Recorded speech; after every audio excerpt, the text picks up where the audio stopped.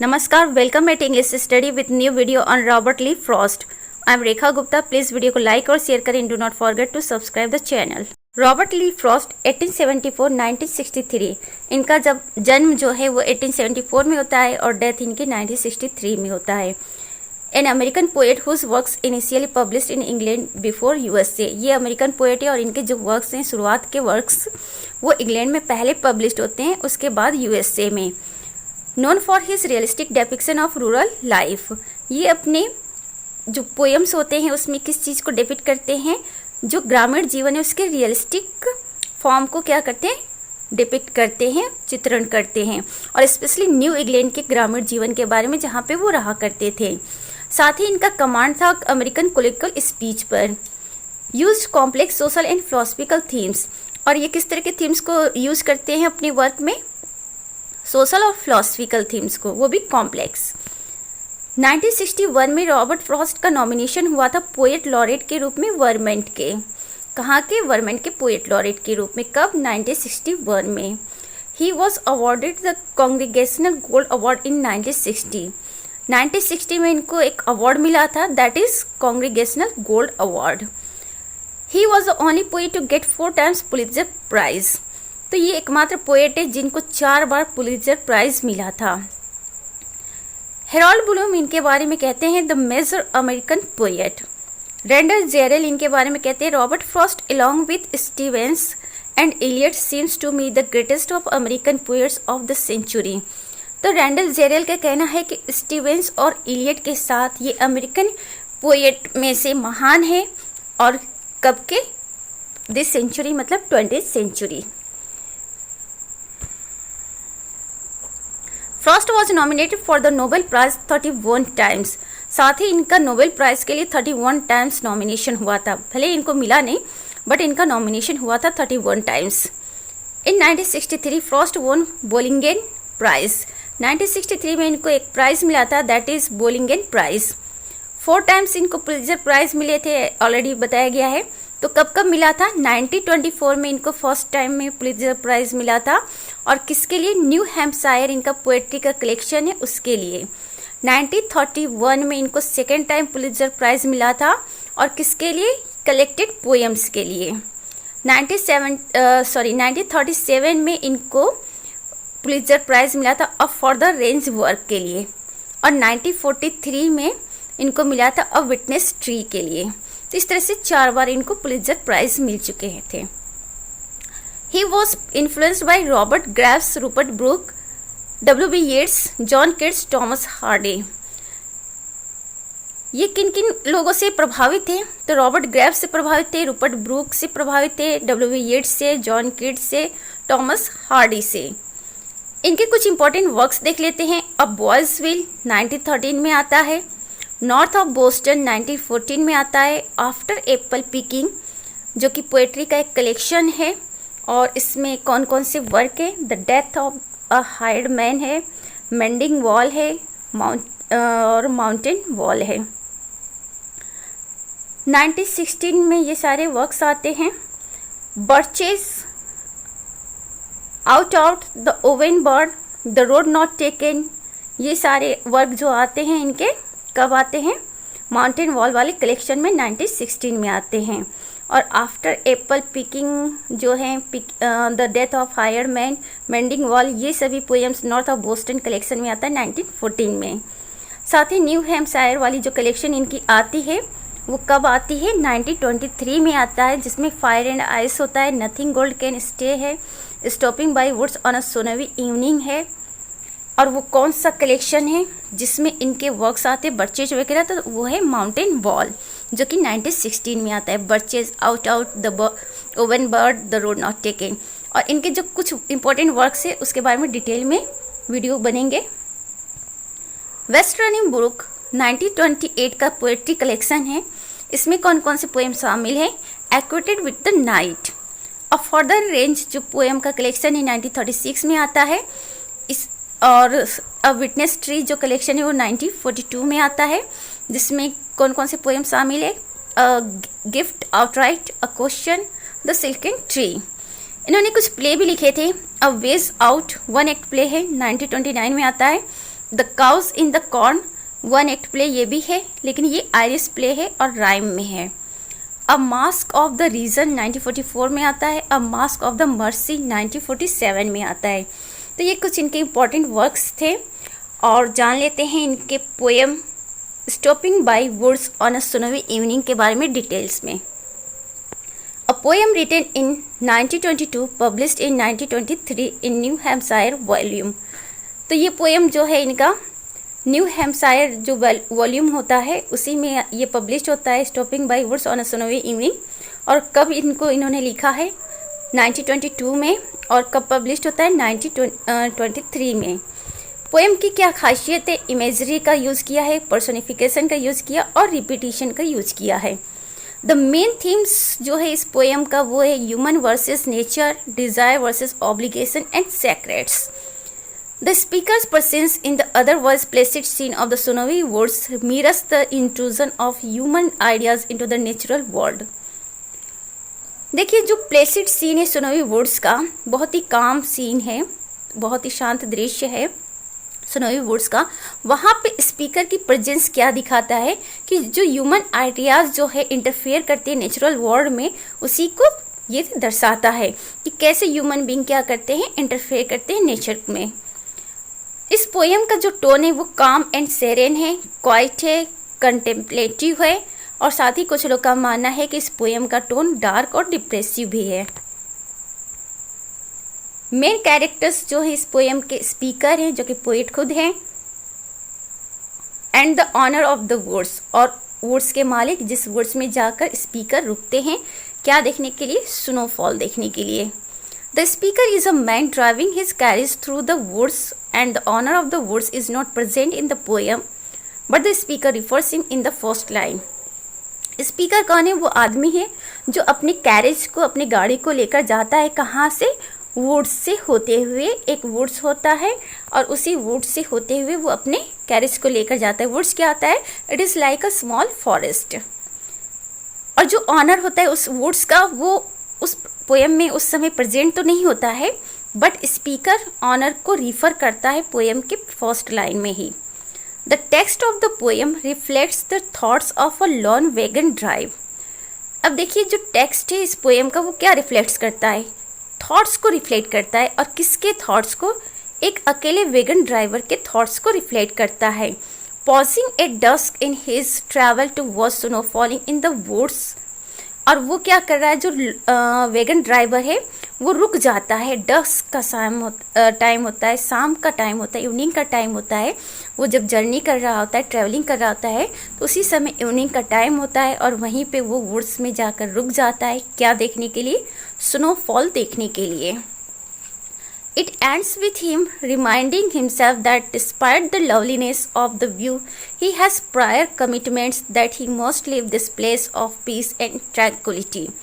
अब यहाँ पे पोएम में ये बात दिखाई गई है कि जो पोएट है वो खुद को रिमाइंड दिलाते हैं, खुद को याद दिलाते हैं कि भाई तुम इस वुड्स की जो ब्यूटी है, लवलीनेस है ना, उसके चक्कर में तुम मत पड़ो। तुम्हें बहुत सारे कमिटमेंट्स किए हैं और उसे तुम क्या करना है? तुम्हें फुलफिल करना है। तो ये अपने आप को याद दिलाते हैं कि इनको वहाँ पे स्टे नहीं करना है बल्कि आगे बढ़ना है, क्योंकि उन्होंने बहुत सारी कमिटमेंट्स कर रखी है अपनी लाइफ में जिसे फुलफिल करना है आगे चलकर। इसीलिए वो क्या करते हैं?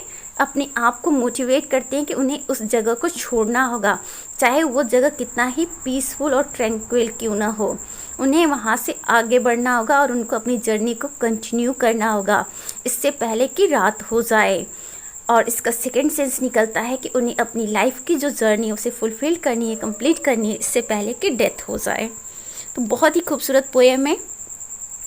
इस पोएम में पोएट क्या कहना चाह रहे हैं कि वो क्या करते हैं कि एक अपनी कैरिज को लिए हुए एक वुड्स में जाके ठहर जाते हैं और वहाँ पे स्नोफॉल हो रहा होता है तो वो रुक जाते हैं उसे देखने के लिए। शाम का टाइम होता है, बट वो इतने ज़्यादा अट्रैक्टेड हो जाते हैं उसकी ब्यूटी से कि उनको समझ में नहीं आता है। फिर वो अपने आप को याद दिलाते हैं कि भाई मैंने बहुत सारे कमिटमेंट्स कर रखे हैं और मुझे वो सारे वर्क कंप्लीट करने हैं इससे पहले कि रात हो जाए और इससे पहले कि उनकी लाइफ की जो जर्नी है वो एंड हो जाए, मीन्स डेथ हो जाए।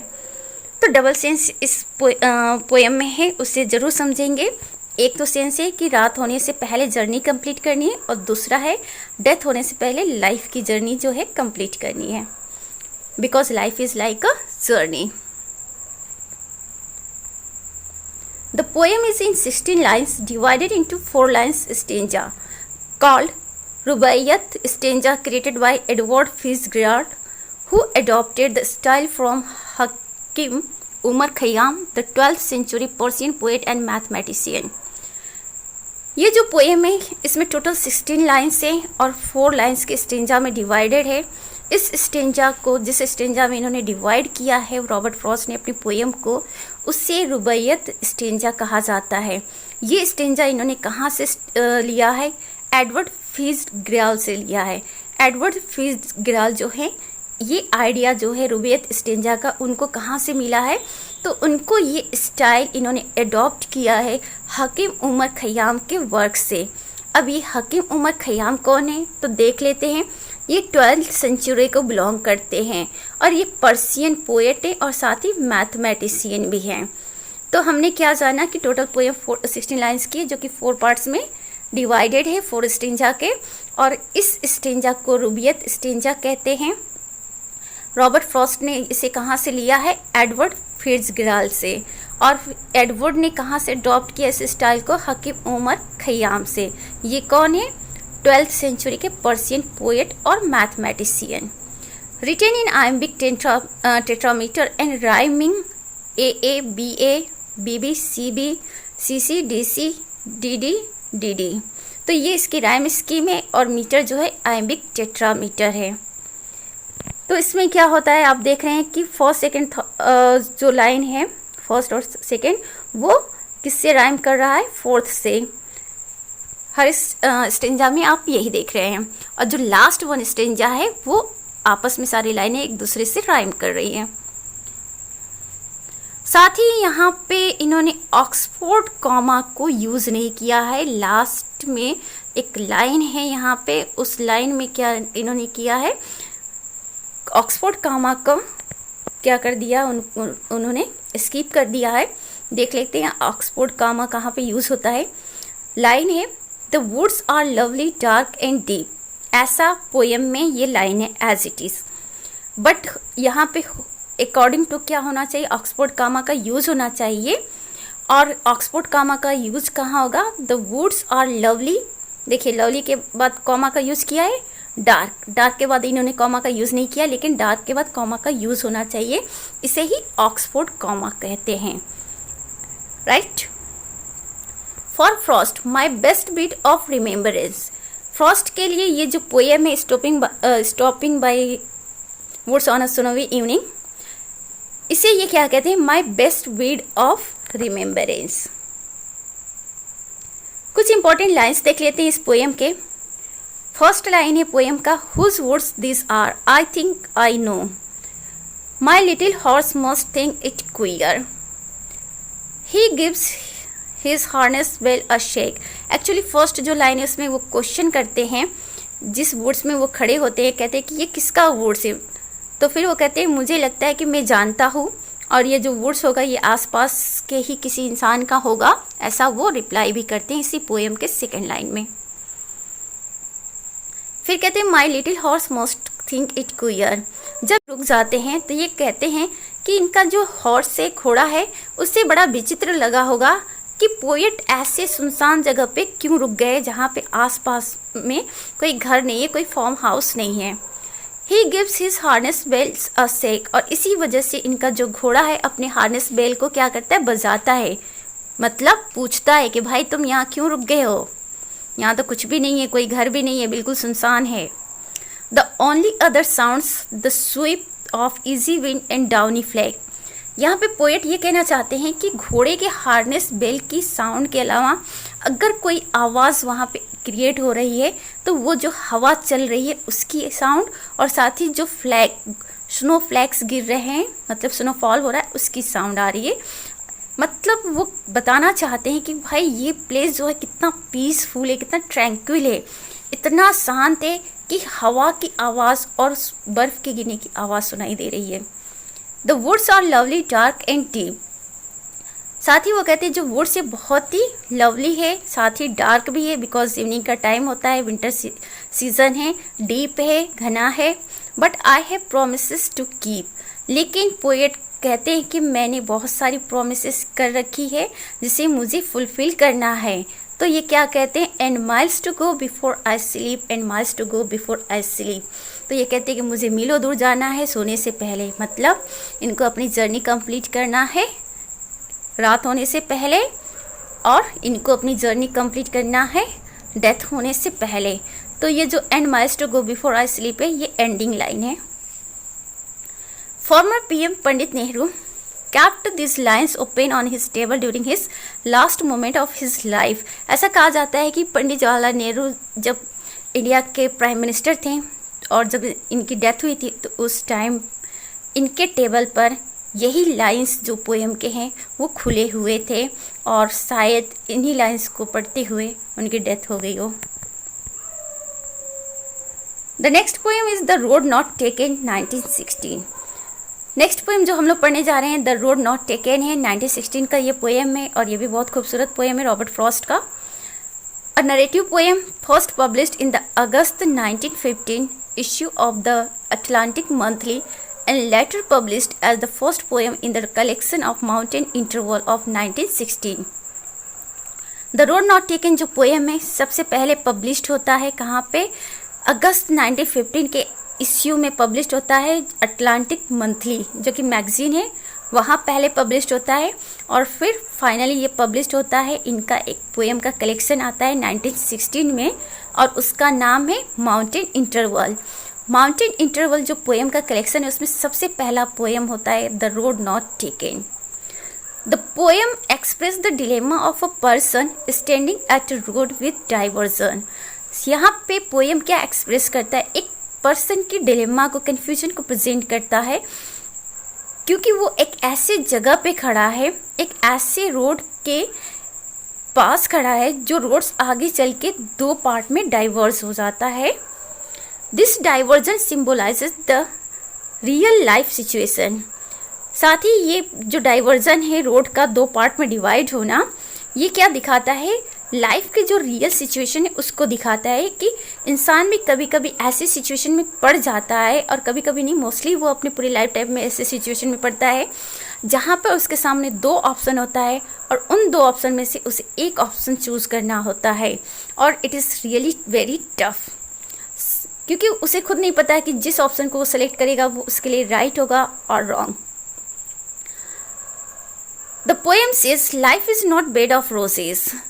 यहाँ पे पोएम ये कहने की कोशिश कर रहा है, मीन्स इस पोएम के थ्रू पोएट ये कहने की कोशिश करें कि भाई जो लाइफ है वो बेड ऑफ रोजेस नहीं है, मतलब बहुत इजी नहीं है। It always present two possible choice to make. हमेशा लाइफ में टू पॉसिबल चॉइस आते हैं और आप कंफ्यूज हो जाते हैं कि विच वन टू चूज़। किसी आप चूज़ करो, पहले वाले को चूज़ करो कि दूसरे वालों को करो, क्यों फर्स्ट वाले को चूज़ करें, क्यों सेकंड वाले को चूज़ करें, या क्यों फर्स्ट को नेगलेक्ट करें और सेकंड वाले को नेगलेक्ट करें। दोनों में से एक को तो चूज़ करना है।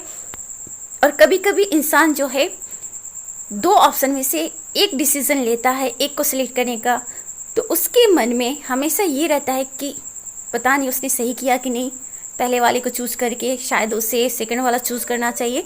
तो ये माइंड में हमेशा बना रहता है। तो it is like a conflict in our mind. तो ये हमारे माइंड में क्या होता है, एक कॉन्फ्लिक्ट की तरह होता है। We are always in such kind of situation कि हमें क्या करना चाहिए, डू दिस और डू दैट, और व्हाट विल बी राइट और wrong for us. The poem consist of 4 stanzas of 5 lines etch.